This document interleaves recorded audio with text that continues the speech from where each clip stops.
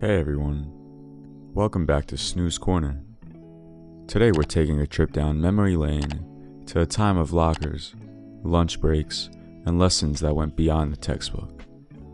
Get ready for a story that reminds us of the heroes we find in unexpected places and the challenges that define us. She hated me and made me think I was an idiot.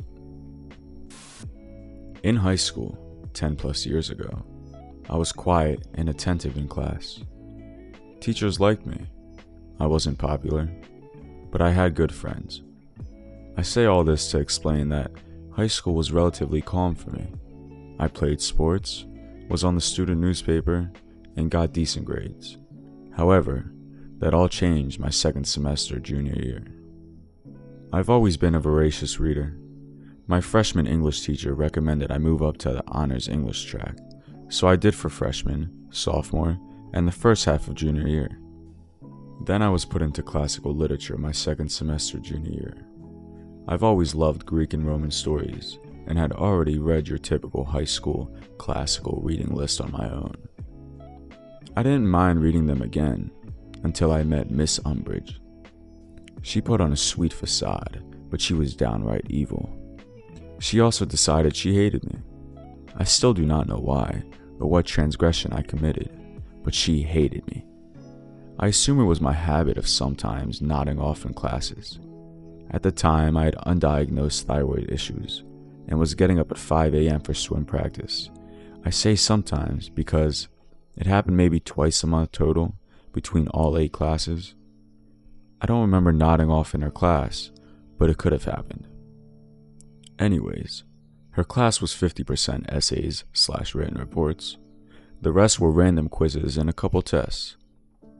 I was on the student newspaper, and I was a decent writer. I wasn't worried about maintaining a B or up. We wrote our first paper, and I got a D. I was shocked. The only class I struggled in was chemistry, and still my lowest assignment grade was a C. After class, I asked Miss Umbridge what I did wrong, because her notes were minimal. She told me my assessment of the material was uninspired. Okay, can you direct me to an example of an inspired assessment? Come back during study hall. Thinking she'd have some example materials for me to review, I got a pass to see her during study hall. Nope. She spent the full hour basically telling me I was an idiot. I remember leaving and crying because she didn't tell me anything constructive. My friend, the eventual valedictorian, offered to help me on my next paper. My friend and I spent hours on my next paper. She never got below an A- on anything. I got another D.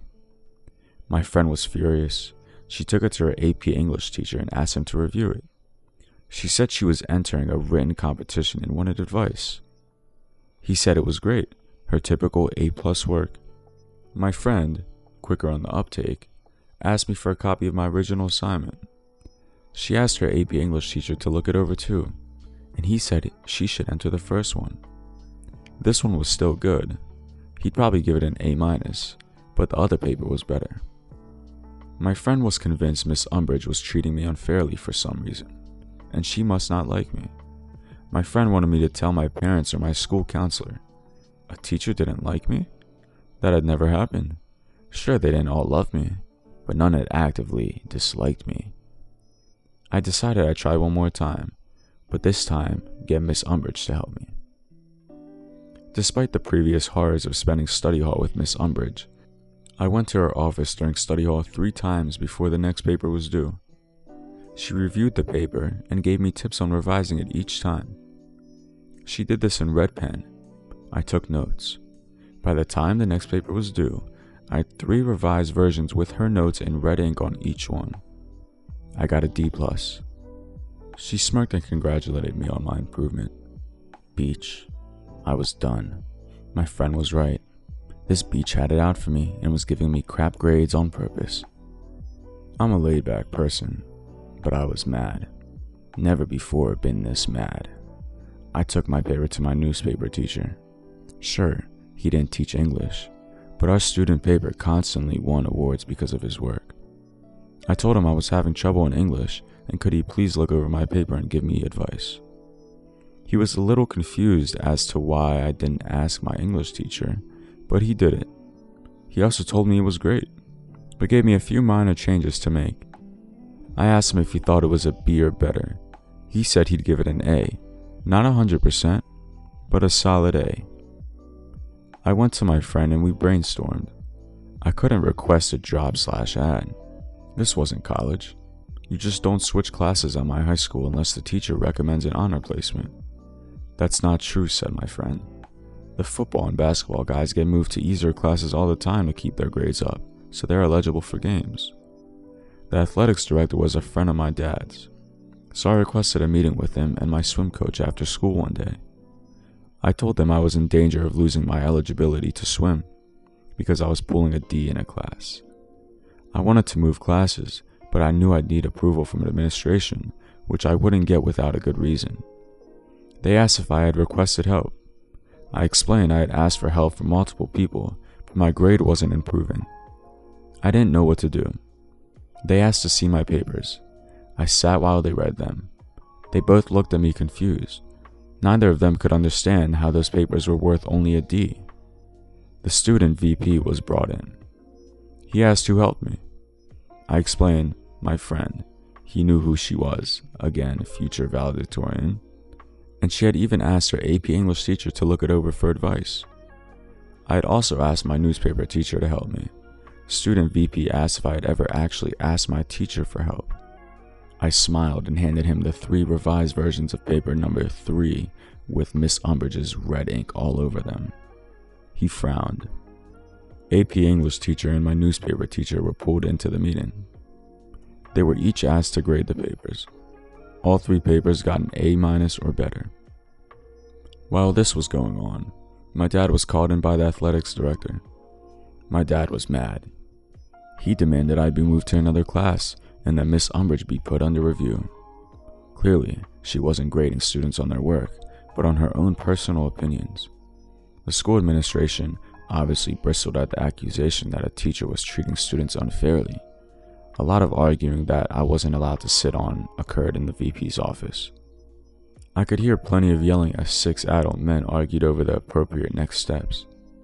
It was decided that myself, my dad, VP, and athletics director would have a meeting with Miss Umbridge. The following morning before school, we all met. Miss Umbridge seemed to think she was going to get to tell everyone why I was so stupid. VP explained that if I maintained a D in her class, I would lose my extracurricular eligibility, and we were all meeting to discuss what to do. She smirked and said I should be moved to the non-honors English track, and I had no business being in an honors English. I didn't have the aptitude to understand the complex classical literature that they were studying, and I probably would need a tutor to even get through basic English.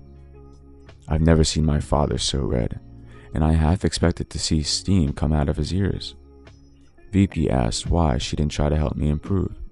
She said it was up to the students to put in the initiative to get better. VP asked if that meant I had never asked her for help. She said I had not. VP then pulled out the 3 revised versions of paper number 3 and handed them to Miss Umbridge. Now it was her turn to be read. She called me a liar and said those notes weren't hers. Things got heated, and I was asked to leave again. I sat outside the office. This time the secretary was there, and we both heard the shouting. School was set to start in 30 minutes, and they were all just shouting. Then AP English teacher and newspaper teacher were called in again. More shouting. About 5 minutes to the start of classes, the teachers left and I was called back in. If looks could kill, I'd have died then and there when Miss Umbridge walked out of VP's office. I was being moved to basic English effective immediately. My current grade would not carry over. I would not need to make up any past assignments, and new teacher would be instructed to grade me only on the assignments going forward. My new English teacher, Miss Honey, ended up being the English department head. She was at least 65 and had been doing this for decades. After 2.5 years of honors English, this class was easier than PE. I barely had to try to get an A, but I refused to let Miss Honey think Miss Umbridge had been right. I tried harder in this class than any other class that semester. I finished projects so quickly that I was asked to tutor a girl struggling in the class. I spent half the class period just helping this girl understand the material. I helped her go from a C- to a B+. I got something like 104% in the class. At the end of the semester, Miss Honey called me into her office during study hall. She was recommending I return to Honors English for senior year. I must have looked panicked because she assured me Miss Umbridge would not be my teacher. In fact, she would not be anyone's teacher. She was leaving at the end of the school year. Miss Umbridge was only in her late 20s and unmarried, too early to retire, and my high school was in one of the best paying districts in the state. I knew what leaving meant, but Miss Honey still explained that I was put in her class on purpose. The school administration trusted Miss Honey to determine the truth of Miss Umbridge's claims that I was basically a lying idiot. Miss Honey stated I very clearly belonged in Honors English. She apologized if her class had not been challenging enough for me. I cried. I mean full-on ugly, snot cried. I didn't realize it, but a part of me had actually believed Miss Umbridge up until that moment. Miss Honey hugged me and consoled me. I spent senior year in Honors English and spent my study hall tutoring Miss Honey's struggling students. To this day, I think about that awful woman fairly regularly. My career is strongly writing-based, and I still worry obsessively over my writing. I hope she never taught again, because she wreaked havoc on my self-confidence. Wow, what a journey. It's a testament to the impact teachers can have on students, both positively and negatively. While Miss Umbridge's actions were reprehensible, it's heartening to see other educators step up and support a student in need. It's a reminder that while one person can try to tear you down, there are always others willing to lift you up. And to our OP, your resilience and determination are commendable. Always remember your worth is not determined by one person's opinion. Keep writing, keep shining, and always trust in your own abilities.